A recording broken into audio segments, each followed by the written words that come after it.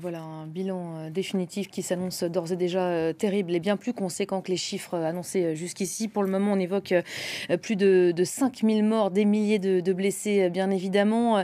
L'ampleur des dégâts qu'on commence à peine à évaluer. Pour preuve, le nombre de personnes qui manquent toujours à l'appel. Pour rappel, la première secousse est intervenue en pleine nuit quand les Turcs et les Syriens dormaient. C'est à peu près le pire des scénarios en temps de séisme. On va retrouver tout de suite à Diyarbakir notre envoyé spécial, Cerise Sudri-Ledu. Bonjour. Vous vous trouvez à 350 km de l'épicentre.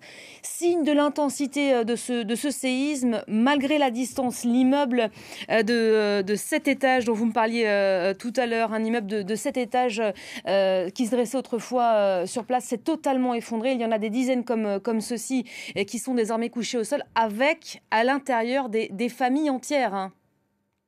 Oui, hein, effectivement. Alors, quelqu'un vient de me dire que l'immeuble faisait 11 étages. Donc, c'est encore plus grand. Il y a 34 familles qui vivaient à l'intérieur, donc des centaines de personnes. Et là, donc, comme vous le disiez, hein, je me trouve actuellement à Diyarbakir, c'est à quelques centaines de kilomètres de l'épicentre et 22 immeubles ont été effondrés. Alors, il y a beaucoup de badauds autour de moi qui regardent un peu les secouristes à pied d'œuvre, qui sont à pied d'œuvre sur les graves. Alors, ils demandent un silence absolu pour entendre le moindre bruit de survivants qui appelleraient à l'aide. Et ils sortent très souvent des gravats, mais aussi beaucoup d'effets personnels, des peluches, des ballons, des tapis et des engins de chantier tentent de venir déblayer des énormes plaques de béton. Alors tout autour, il fait très très froid et donc il ne neige pas encore, mais il pleut très souvent. Et donc des feux ont été installés pour tenter de réchauffer les habitants.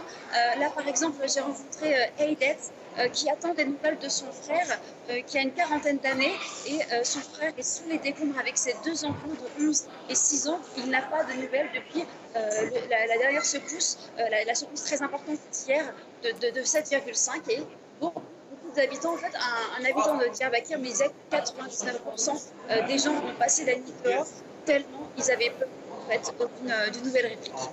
Merci beaucoup, Cerise.